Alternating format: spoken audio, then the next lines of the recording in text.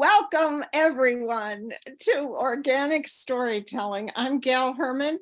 I'm a storyteller, a former teacher of elementary school, primary grades, upper grades, and in teaching in college, many colleges, many colleges, usually teaching storytelling and movement, things like that.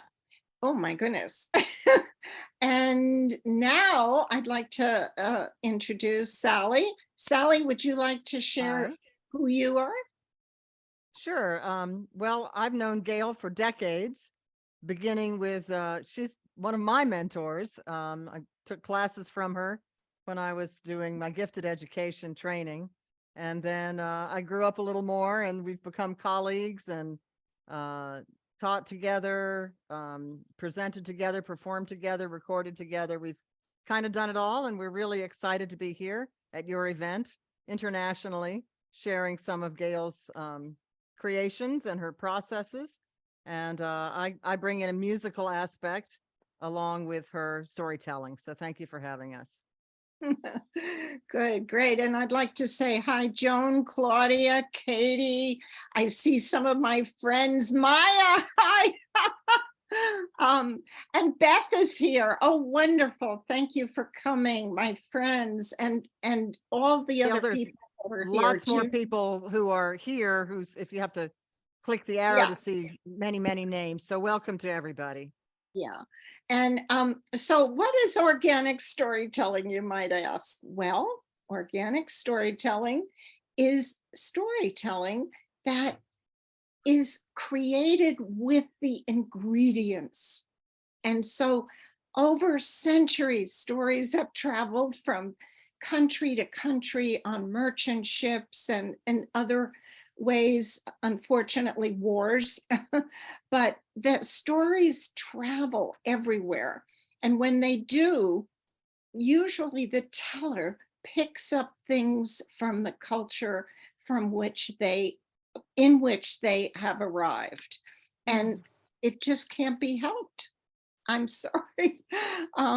But we do have recorded folk stories in books, and those are the ones that if you want a real, you know, there's something written down that is on some particular year, go there. This is not that, okay? This is storytelling with folk tales, but from the ingredients of the children or the audience, because I've done it with many adults audiences too.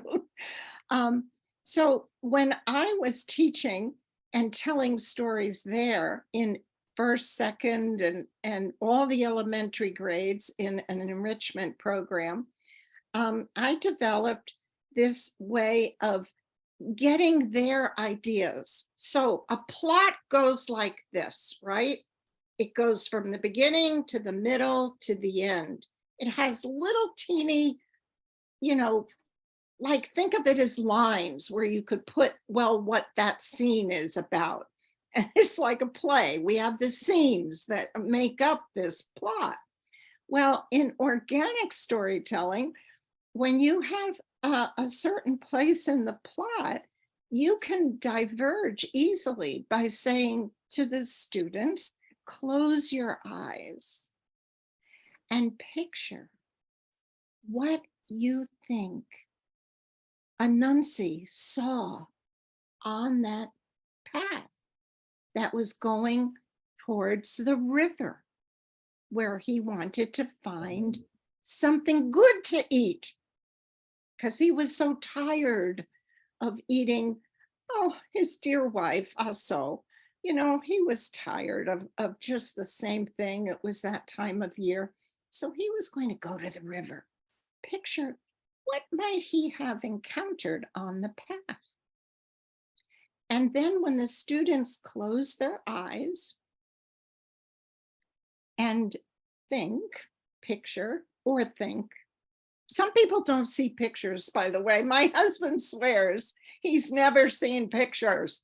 I don't believe it, but he's a philosopher. Words are his pictures. So he sees something. But close your eyes and then raise your hand. And I'll give you a chance to share what you saw. And when the student raises his or her hand and gives an idea for what they saw, then immediately I say, oh, I could say two things depending on the age. I can either say, you're right. And with, with joy in my heart, you're right. That's just what he saw when he first entered the path. And then I might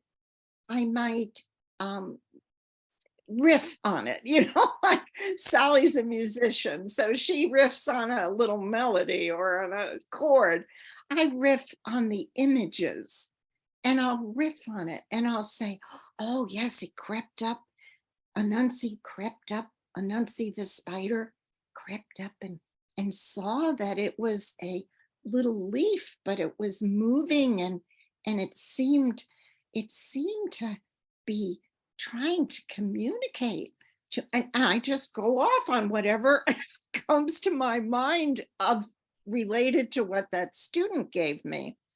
And after a student gives an idea, the first impression of the idea, I will lead the class in a validation, and this is all written down in a document that I will put in the chat eventually.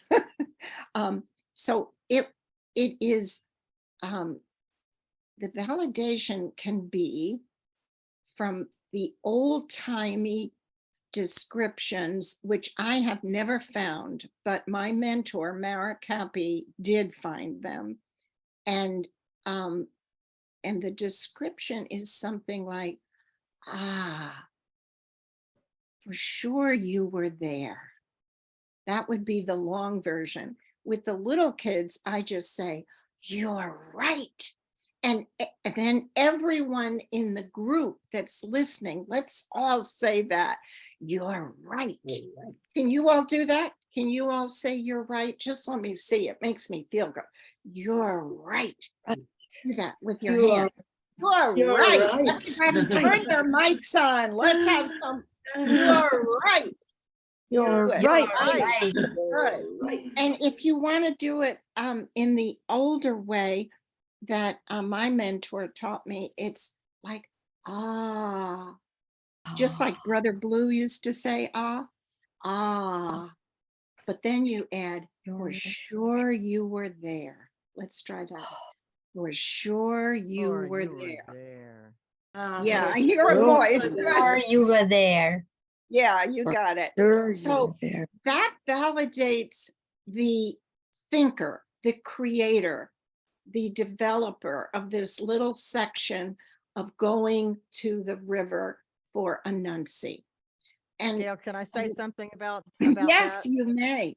The first time I saw Gail perform for a group of children, and she did that, it was amazing. The children's face lights up. They can't believe that they had the right answer and that they were contributing something. It was so exciting for them. And I've seen that over and over again. Yeah. Oh, and that reminds me, Sally, once you weren't there, I was in Woodstock, Connecticut at a library, and this little child said that there was an elephant up in the tree.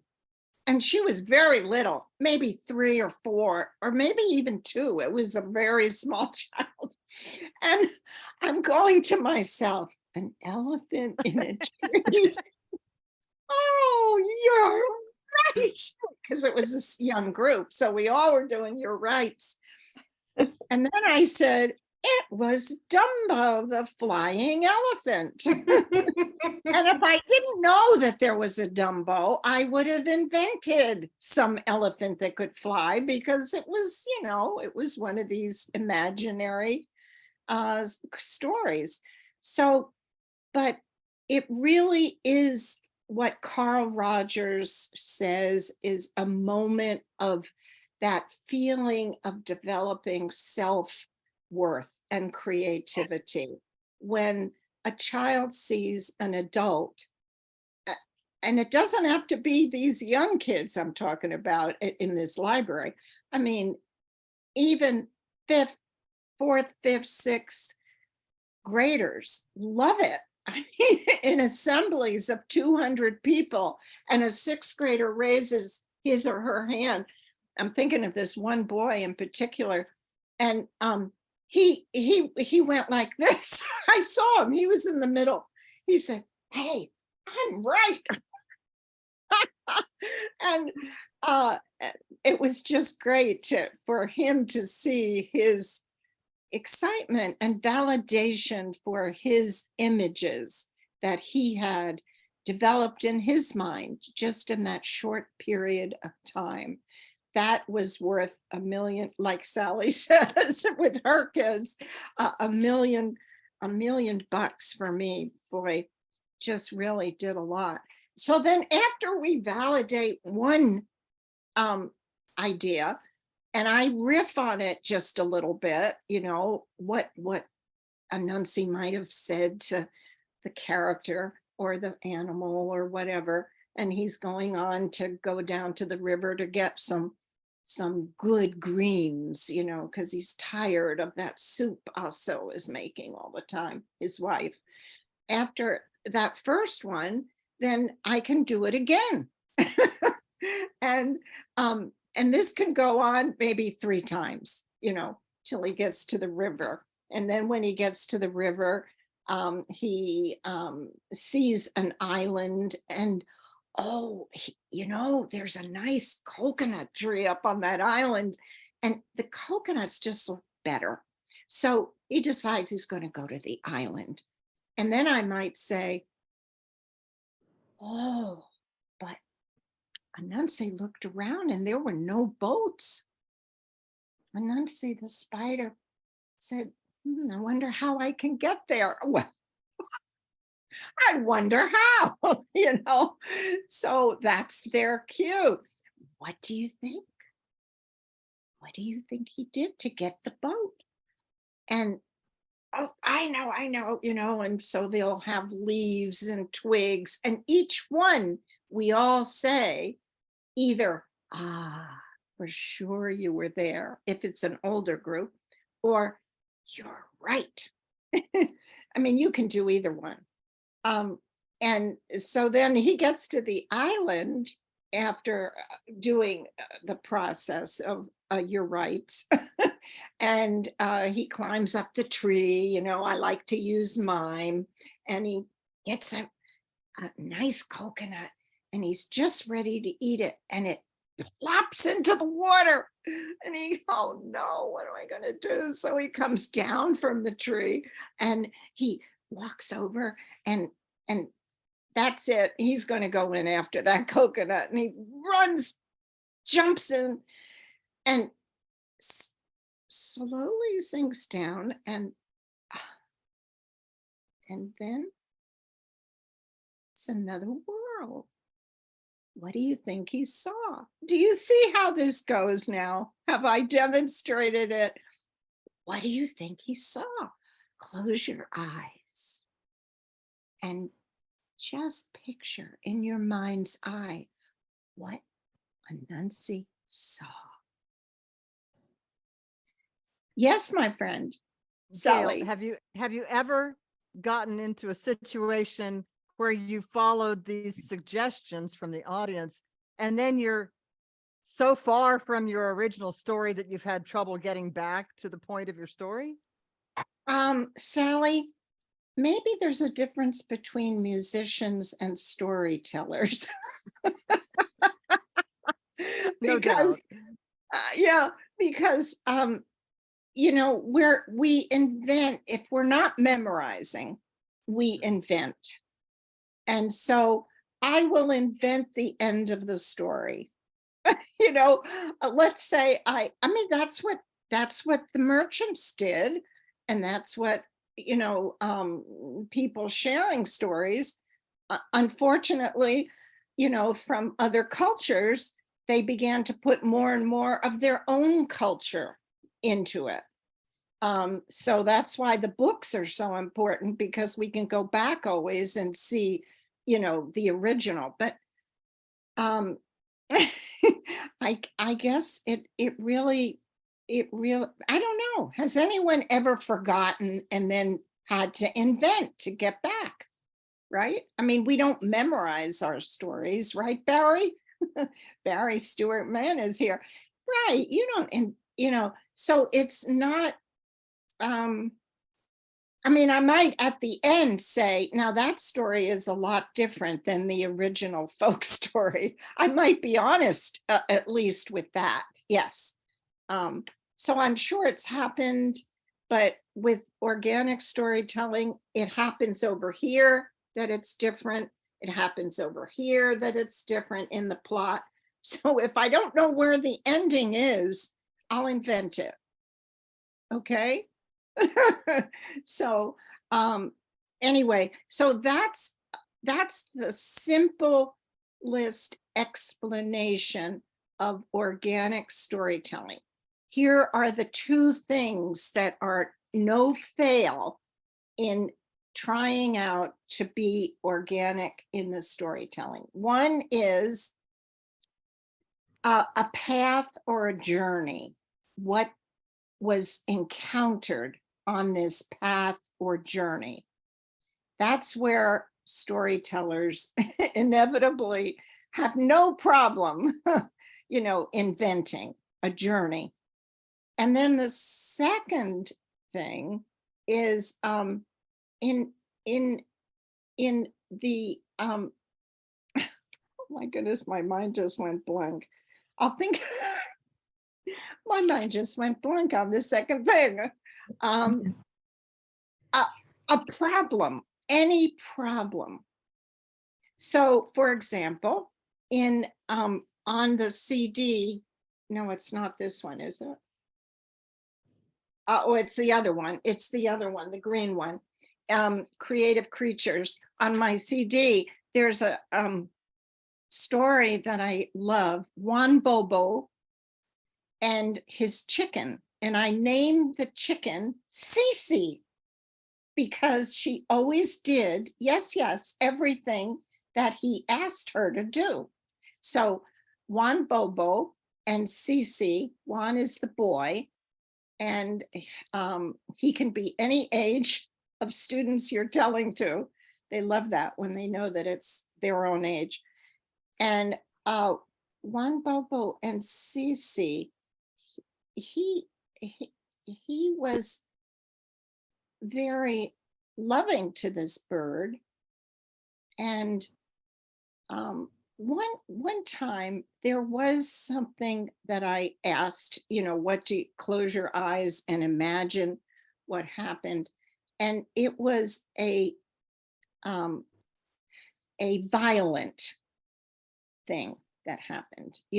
I mean, they were going to rip the burglar that stole the chicken bird Cece away. They were on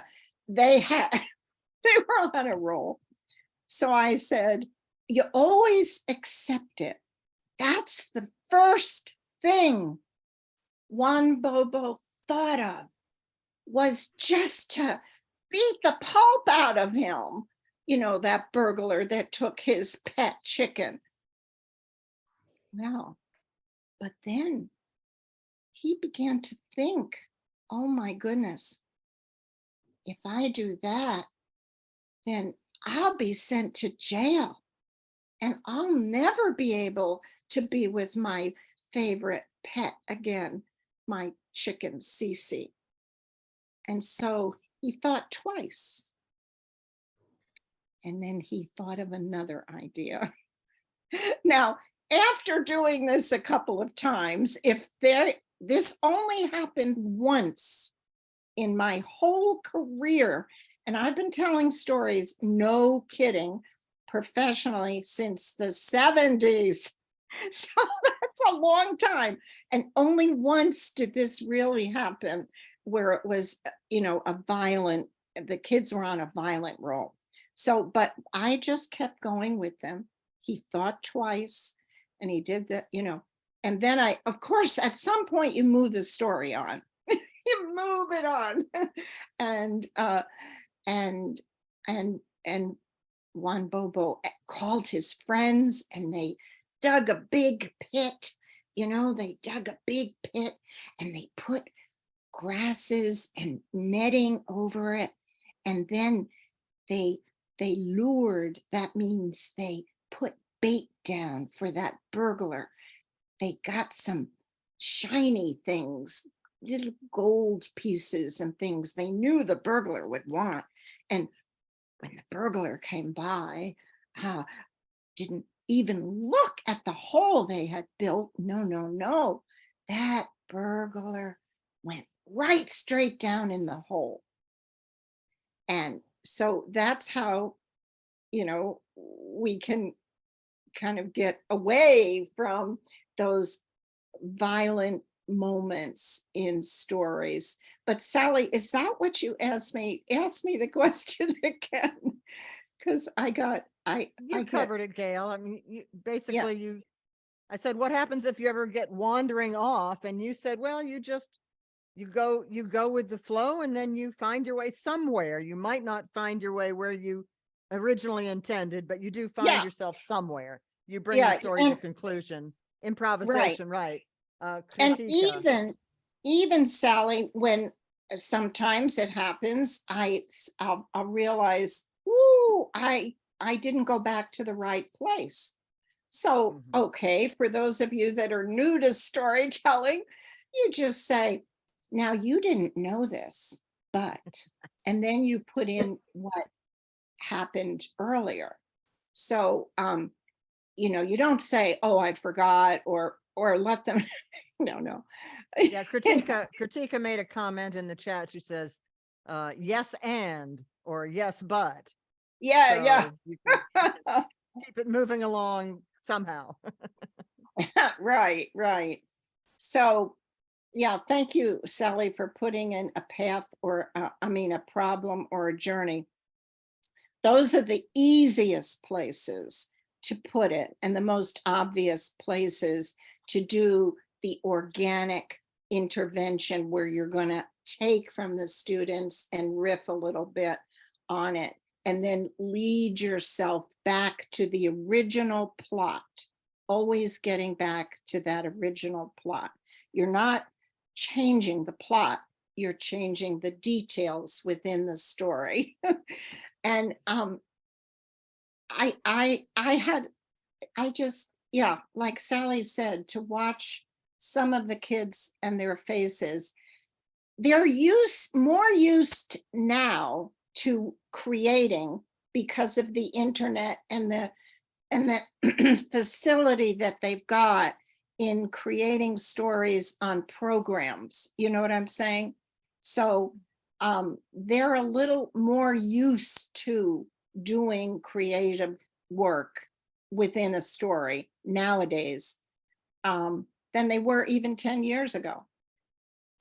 Does anyone else find that to be true? I'm not sure anyone here is a teacher now, but I think we're finding that to be true. They're a little less afraid of creating. So now here's what I want to do. There are 3 things that you're going to practice in a story that you tell, okay? And one of them is the close your eyes. That's very important. Or look up at this, if they're older kids, look up at the ceiling and or let's gaze out the window. Or, just bend your head down and look at the floor and think, imagine what a character saw on a journey, or imagine what a character did in the problem in your story, but it won't be the original ending or the original idea with the problem.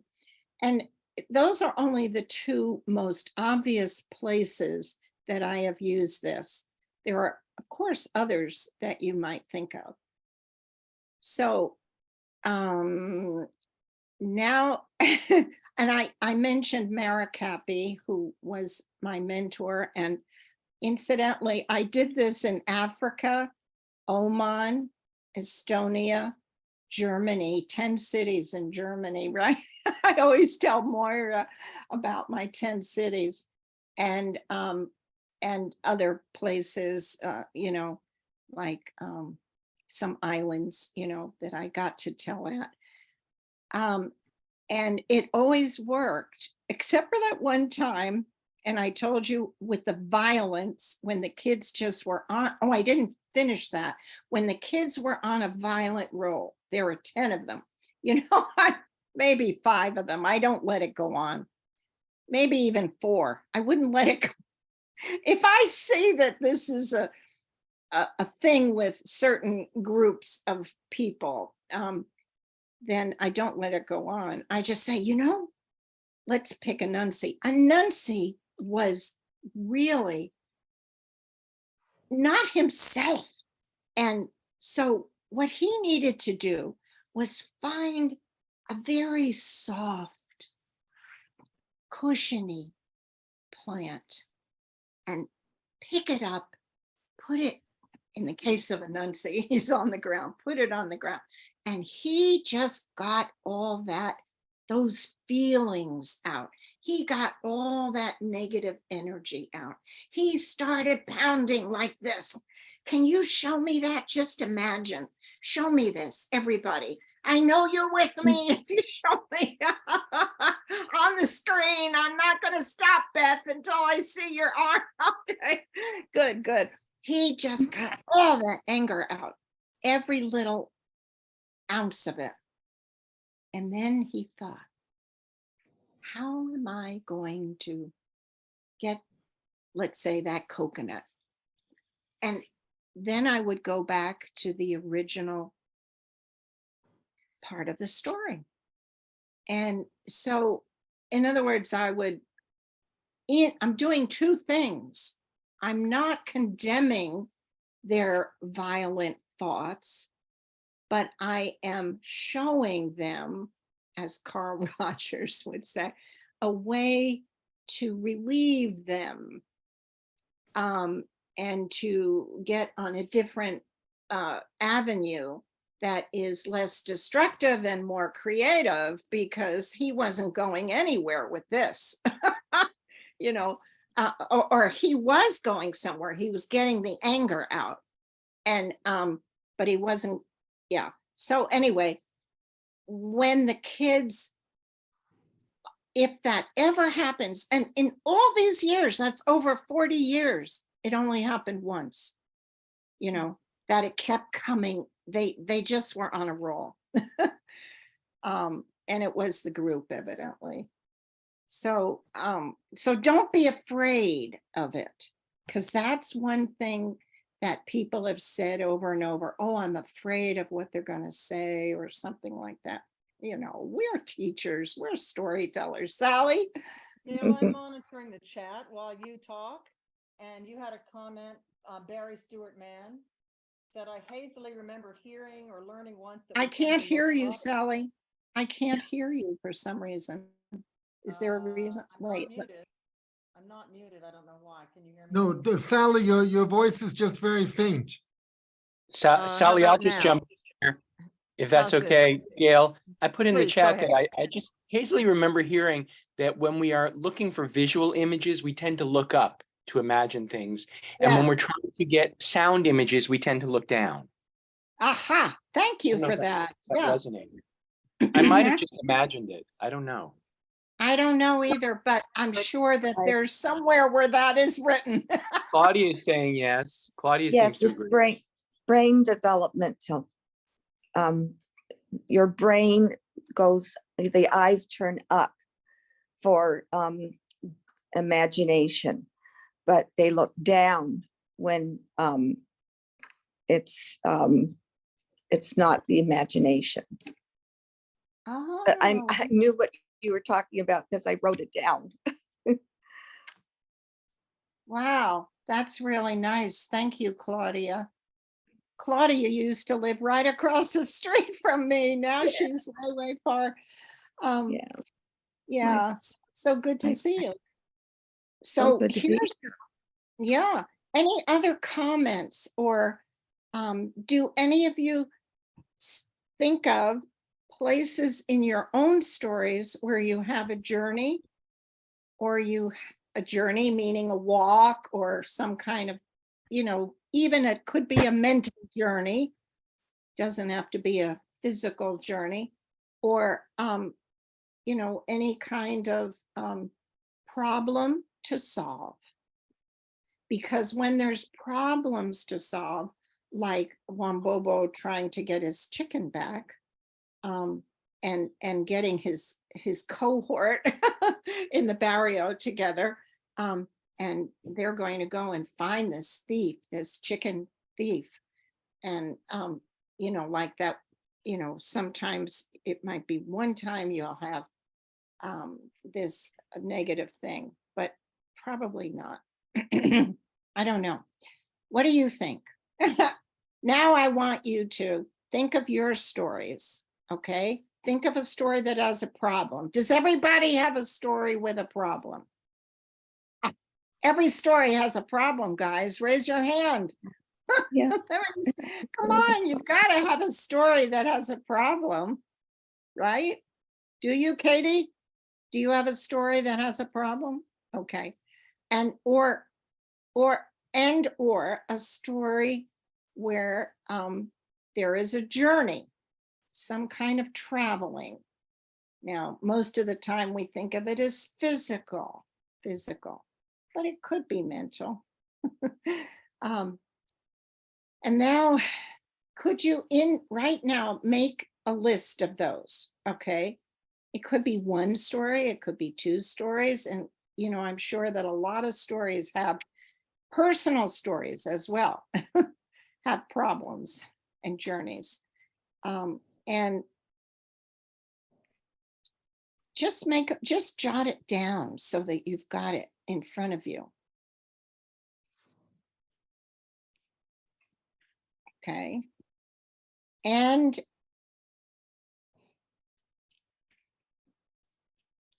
then who can remember at least these 3 ways that we can ask and deal with the students or other people's information? And incidentally, my mentor did this with adults all the time because she was also, besides a storyteller, a movement therapist. So, after moving their stories, they did talking about them. So this came up frequently. So we're going to close. You're going to ask in the breakout room, you're going to ask a friend to close. Friends, because I think we should have about 4 people probably in a room. What would you think? Sally, Eric, what would you think? About 4 people in a room? Well, we have 33 people in this session, but only about 14 people with their cameras on. Okay. If we only put people in rooms if their cameras on, if there are 4 people in a room, that's 3 rooms. Okay. Or if there's 3 people in a room, that's 4 or 5 rooms. Okay. Okay. What do you? So what do you 2 prefer? people, yeah, couple of people. Just what we're going to do is some people have their photograph on, which means that they can then speak in the room. They're willing to speak if we break up into the rooms. So what I would like to do is to break up into breakout rooms and have Well, maybe we should do 3 people in a room. Yeah, and we'll go in for, let's say, 12 minutes or 15 minutes, Eric. Okay, How about 15 minutes? okay, And that gives each person 5 minutes to share the stories that they tell that have a problem or a journey where this intervention can be used. And then to take one of those and share, just get right to that one part where you can say the character was doing this, a journey or a problem, and lead into a place where you can pause and say, now, what do you think the character saw or did on this journey or to solve this problem? So the setting here's an easy way to do this. In the setting, let's take the Anansi story. It was Ghana. And if you've ever been to Ghana, you know it's lush. It's got lots of vegetation, beautiful things, trees and flowers and vines, and just lovely colors. And so you could say that if it was a story with a setting, or it could be a sea, or it could be a city, or it could be East Hampton, right? Claudia walking down Russell Lane. What do you think? All of a sudden, a character saw something and let in the images that the students had. Okay. Any questions about what we're going to do for, let's say, 12, 13 minutes with 3 people in the room? That gives you a good, yes, Barry. Could you turn your mic on, Barry? Could you turn your mic? Yeah. It looked like it was on. I have a question because I came in late, Gail, and you referred to 3 things, and I think I only heard one, and I only saw Sally put one in. And one is to ask your listeners to close their eyes or look up and imagine what might have Right. happened on this journey or what Right. might happen in the problem. And what are the Right. others? And the second thing is, after the person does it, thank you for making me review this. That's very wise, Barry. After the person gives you that new thing, you say to that person, "You're right." Or if you're imagining other people, older people, you can say, "Ah, for sure you were there." The way I was taught, from Marikapi, who did traveling in that region. Excuse me. And I went up to the mountains and met a storyteller, by the way, and she said, nobody does that anymore, but we should go back and do that. And the librarian said, we've forgotten our stories, Gail. Thank you for bringing them back. Because I was telling mostly Anansi and African stories, and but the point is, it can be with adults or children, and it's fun, So thank you for asking. The second thing after close your eyes is validation. The third thing I didn't make clear yet is that, especially when you're with a group of people, everyone echoes you the first time you say, you are right. Okay, so everyone, or everyone says that. Actually, what the real statement is, for sure you were there. You know, in your mind's eye, you were there.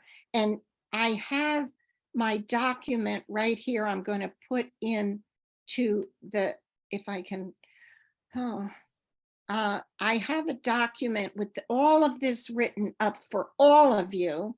Gail, we'll work Yes. on that while they're in their breakout. We'll get the document shared. Okay, great. So everybody, is there any other question? Please put your video on and you can go to the breakout rooms and share a story and help each other, you know, for either a problem or a journey. Yeah, okay. Okay, I'll open the rooms now. Thank you very much. Okay. Open the rooms. Open all rooms. Okay.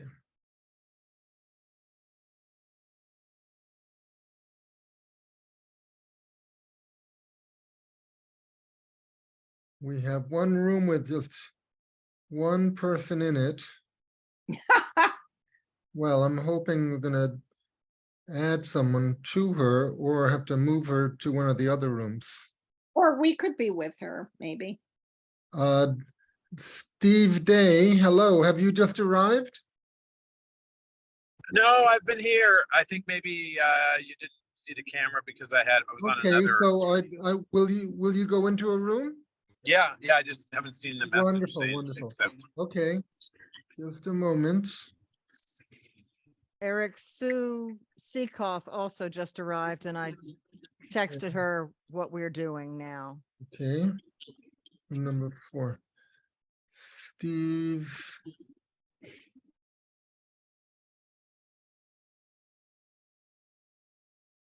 Okay, Steve is going. Well, but Susan doesn't have her camera on, so I'm not gonna send Asia, her. can you turn on your camera? He's putting the people with their cameras on into rooms. Eric is assigning people the rooms. Asia would like to get into a room. Okay. For Kritika. Okay. Oh, and Jody, you're going into a room? Okay, just a minute. Sue is not ready to join, so don't worry about Sue right now. Okay. And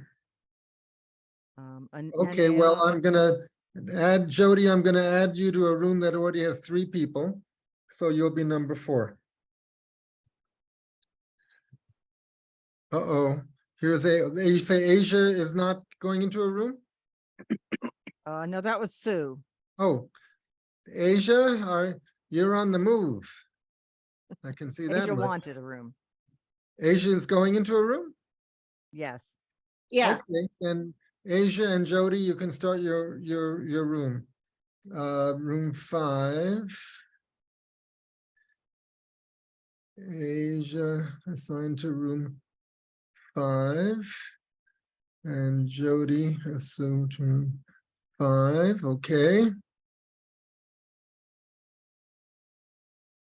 And Sarah, do you want to go into a room? Yes, is that Sure. wonderful? Okay, here you go. hi, Sarah. Okay. I'm here, just my picture's turned off. Okay.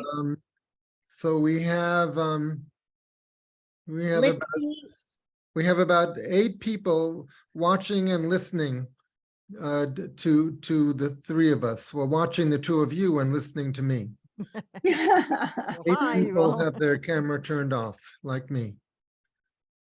Well, and Nelia, I'm not sure if she's off. Okay, so Sally, I'd like Yes, to Gail. get these into the chat.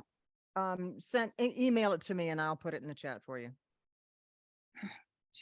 Okay, Sally, your voice sounds better, but I think you do have to speak loudly. Okay, how's this? I'm right Good. on the mic. Yes. Okay. Yeah, that you were good in the beginning, but I lost you. I had moved my mic over like that, and it makes okay. a big difference. As Yeah, you see. yeah. Yep. Okay. Just have to remember to stay right on it.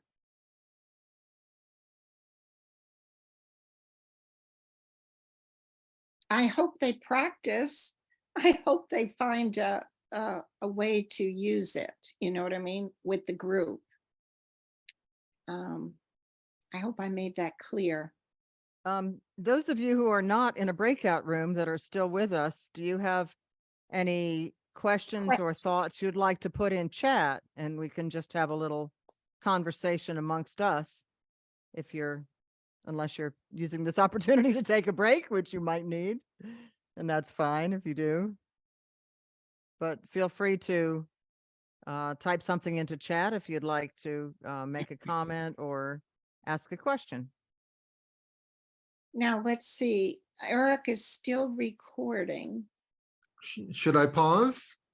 Well, I thought I you guess said. so. Yeah, I think so. Okay, During I'm the pausing now. break. Goodness, you're kidding. Where are you? Katie, is- Katie Ross. Oh, hi, Katie. Katie Ross. Oh, Oh, you you're never not Katie. knew You're, Katie. Yeah. I don't know who that was Oh, speaking. I'm so glad that you've met. That's so wonderful. It Great. was. Isn't that amazing? Yeah. Oh, and that then you- to meet, I met someone from Peru, and I love speaking Spanish. And Really? Good. Oh, good. Great. I'm so glad. I changed my sound a little bit. Is this okay, everybody? Perfect. You Mhm. okay? Perfect. So great. So what did you find out in your breakout rooms? Did you share your story and a little bit of it? And did you try it out? How did it work? That's what I want to know. Oh, Gustavo says, More or less, yes, because we had different stories. Actually, Katie wasn't able to talk because she had there was some problem with the audio. But we shared a story. I told a story, a gecko. Do you know that gecko, the little animal, the little lizard? Yes. Yes. Everything is connected. The story that everything is connected and the gecko oh, yes, he can't go to sleep. yes. And Beth, no, Beth, Yeah. story. She's a history teacher, so she told a story about these people that were in a train going to Auschwitz, and they could escape because they just managed to open the heat was so much that you just could open the bars, because the bars maybe they were soft. They could open and you just could go out. Two of them escaped on the train. And that was very, Yeah. very interesting. And the thing that she said that it was not a story for children, but maybe for teenagers, because it's adventures. It's if you can take the horror part away. I don't know. Right, That's right. That's what it is. Thank you. Moira, if you have something you'd like to share about using this. Yeah, so does who was in the same group with me and Maya, and I thoroughly enjoyed it. You know, I'm often in breakout rooms and I go, will I find something to say at all? Do I give the right answers? And it wasn't like that at all, although I also had a story which is rather for adults, but it was, you know, I only understood right now what this organic means. It's really growing so Wonderful. easily, and it's not you on purpose. It's you get out of this right wrong kind of thinking, and it's just fun and growing. You can watch it growing. I really love it, and thanks for letting me discover that. No, I'm so Wonderful. glad, Moira. Moira's from Germany in Munich, and I love Munich. So someone else has their hand up. Dr. Ya. Hello. Yes, thank you. Greeting all, thank you all. I was in Amira group and Maya, and it was just amazing how when Mara told her story that she planned to tell, and how, you know, when she implemented the organic way of just asking for us to answer that it went well, and it didn't stop her from going back to her original story. While in Maya's story, she was very organic. As she tell her story about the Carpathian Mountain, and she stopped, she asked what, and I just interjected the river, and she then created a story with the river, and she did it organically. So it was a great experience, because with Mara, she was able to go back to her original story and continue. With Maja, she continued to organically build on it. And I also told my story, and it was fun. Thank you. Great. Oh, great. That's wonderful. And thank you for sharing. And Katika? You Kritika. say Katika. Kritika. Hi. Oh. We had a wonderful experience of looking at two stories, one personal and one a traditional one. The Oh, good. personal one also had a structure. The traditional one was rather closed, is how we looked at it in terms of its structure.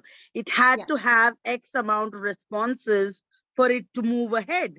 But the personal one invited emotions, and therefore it worked more organically and beautifully, because the levels of empathy that we as listeners were able to bring to Steve's story sort of helped him take it organically to the next level, and therefore accept any emotional response and include it into the story. When we looked at a story with a journey metaphor, but sort of have a very stringent structure in it, we realized that sort of limited the audience or the listener, because they had to sort of bring in a new perspective. But yes, it does work organically when you're accepting of any new idea that's thrown at you and take it in that direction. So I see the resonance, a lot of resonance with both improv as in theater and playback theater, again, where you play it back for the audience. You accept it and you sort of add colors to it and imagination descriptions to it, and then gift it back to the listener saying, hey, you gave me this and now I've made it bigger. So Yes, it makes a lot of exactly. sense, and I see how it is organic in that sense. Oh, I'm Um, so glad. I am so glad that you said that. Yes. Thank you. Gail, I also had a question. Perhaps, Sally, is this a good time to bring it in? Yes. I think that Gail responded directly to you. Check the chat. All right, I'll do that. Thank you so much. Okay. Thank You have you, one more Gail. hand up, Gail. Maya. Hi, Maya. Maya's from Hungary. Oh, hi. I just wanted, very much enjoyed the story weaving with Moira and Yaa. And it was for me a kind of a place for letting go. Oh, So good, after the second minute, I knew no way we can find our way back to my original story. And it was a practice of letting go. It was great. And it's also a kind of a exercising the muscle of game and letting go and play. So it's wonderful. And the more you do it, I think the more fun. So it's wonderful. Thank you. Oh, good. I'm so glad you found it enjoyable. And I'd also found, as I was weaving the story spontaneously, I found myself in one of the scenes so strongly, the spontaneously woven scenes. So You it was mean kind of my own life story. when you were listening, you said to the others? No. When I was listening and then I added my stuff, it just came that it's about me too. It brought you in. So your response to their story, being able to respond to their story, brought you into the story. Yeah. That's exciting. That's a wonderful observation. Yeah, that is great. Sai? Steve has a comment.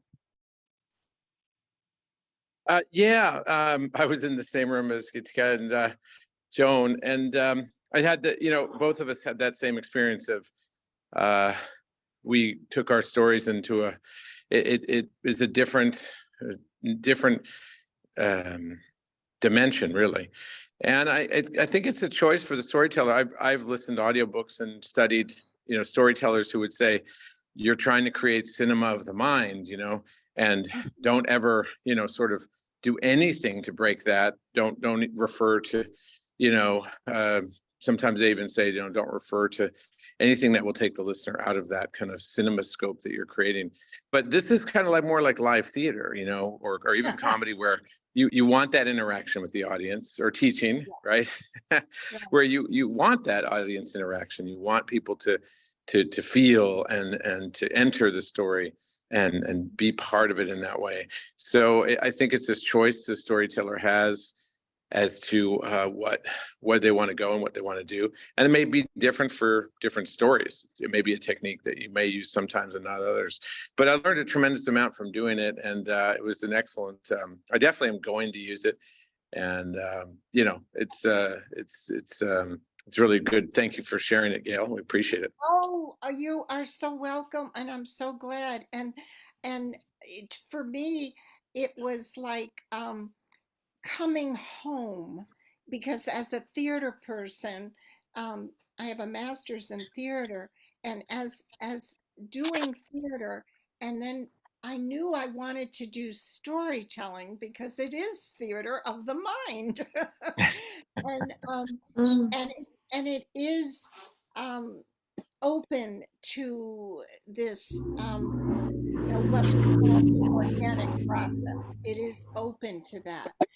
We just have to kind of make room for it in certain performances, not all performances by any means, because sometimes we're telling history, right, Beth?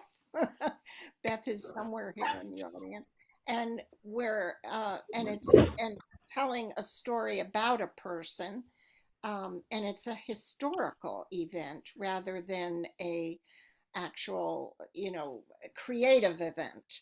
But in folk stories and in sometimes even our personal stories, we can morph them and help our students to see how, when they open their own minds, they can create new parts to stories. Now, a lot of times in our stories, my colleague Sally Stevenson is here, and we morphed into song, in and out of song, in and out of instruments, and that's another way to make things organic. So, if you think, how do we involve our students in audience participation other than organic storytelling? Okay, so what are some things that you've done besides, now that you've learned we can open the story? How else have you elicited responses from the audience? I have a Yeah. quick 1-minute activity to see what happens. Yes. Good, Okay, Sally. I'm going to play just some instrumental music, and I'd like to know, I had a particular specific setting in mind when I wrote this music, but I'm not going to tell you what it is. So just in the open chat, put out if something comes to your mind, toss in what you're thinking of. And I'll just play for maybe 30 seconds here.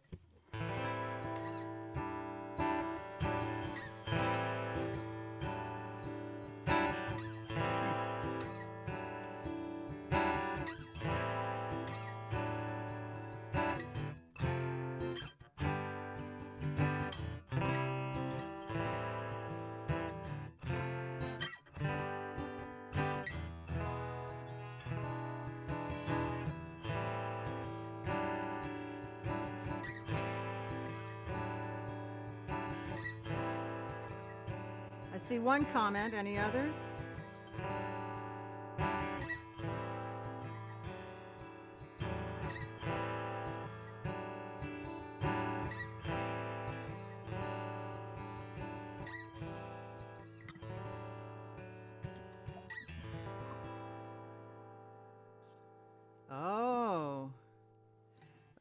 Okay, let me read these a second. So we had the first one was rolling hills and grassy plains, or a dolphin coming in and out of waves, then submerging and coming back up, traveling, a sandy beach at sunset, on the road, prelude, peaceful.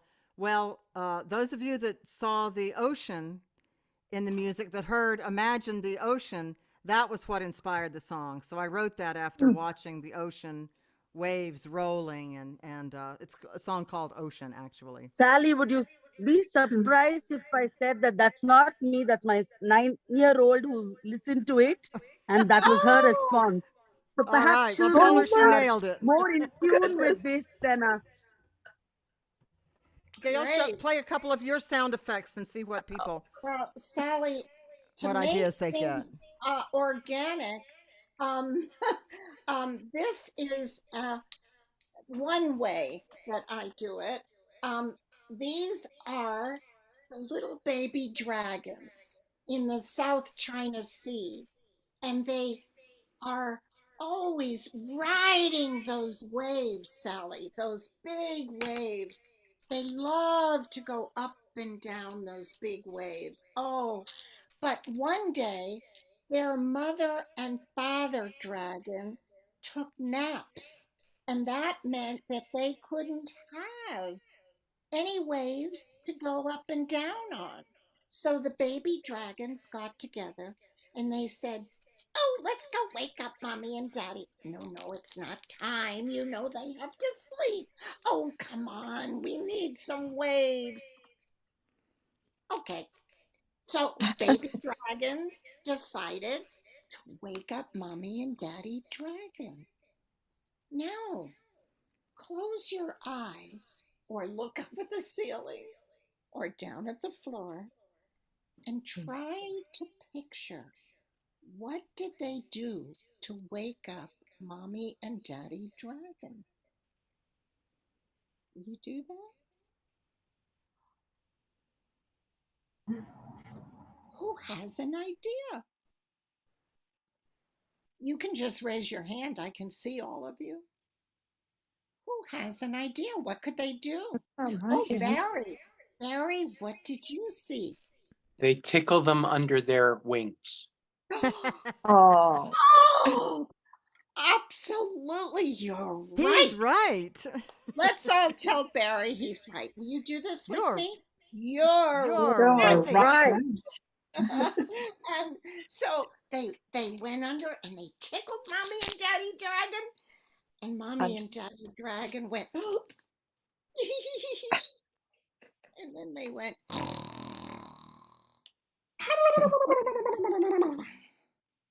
Oh, no. and they went back to sleep.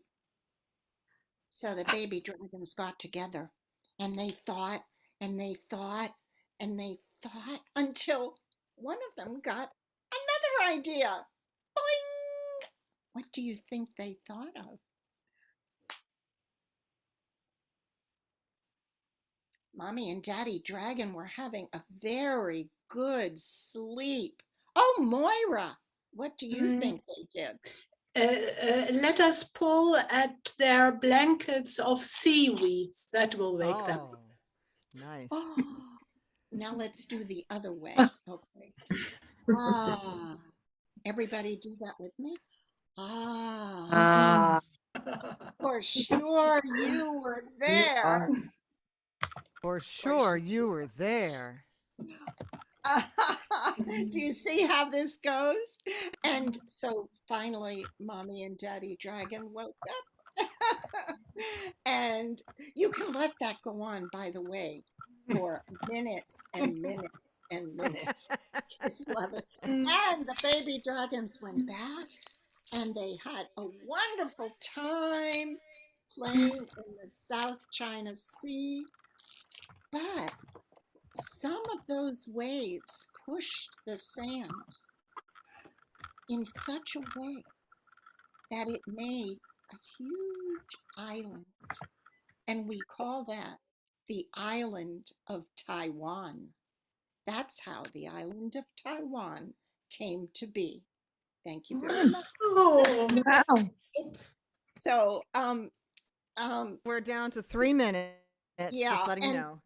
the important I'm thing, gonna- which is hard to do on this screen, is to get everyone in the audience validating the person who gave them the idea, whatever, Moira or whoever it is. That is the key, the third thing that you must do is get that audience validation and compliment. So that's the end of our session here, and we welcome new people for the next session. And Sally, did you have a last word about our digital release of Well, I our? just put your website in the chat for people, and they can contact you that way. And I'm also putting And the links for they can listen to your stories. and also there's there is the I put it in here, Sally. Where did it go? Oh, there it is. Up a little further, it says Oh, Gail's right. Your 2021 Organic Storytelling Document. And it has everything that we talked about, a short form if you don't want to read the whole thing. It's only one page, and then a long form about what I'm trademarking as organic storytelling. But it isn't done yet, and I don't even care if it is trademarked or not. You can use it. I love it if I know that you're using organic storytelling. Just mention my name somewhere so I'm remembered. But thank you for coming. Thank you, everybody. We had a good Thank time. I hope you. you did too. Sounds like some wonderful stories were shared in your breakout groups. And good luck to the next presenters. So we'll conclude here. And thank you, Eric, for being And a save great the moderator. chat, you. everybody. Save the chat as usual, right, Eric? We can Yes. save the you. Let's Oh, see. can We you? save the chat by going into I the see it. chat Okay. and by saving the down chat. at the bottom, Yeah, clicking the yeah. three little Mhm, dots. mhm. Okay. Okay, well, Gail, All that right. was so generous of you to share all that with us. And Oh, Sally, thank you for and helping. it's so good of you to have these amazing weekends. I don't know how you do it, Eric. Well, this year is really the full flowering of it. And it's it marks, I guess, the third year of the pandemic. You know, I think now the pandemic is sort of receding, but these last 3 years, I've been on pandemic mode. Right. Oh, This Chennai Storytelling Festival has been done as a public service for the world. Oh my God. And what a Wonderful. service it Sorry to be has. grandiose about it, but Okay. We're that's the going to way get it out is. of here and let you move on to the next session. All right. Bye, everybody. Bye, Gail. Thank you. Bye. bye-bye. Bye now. Thank you. Thank you, Carla.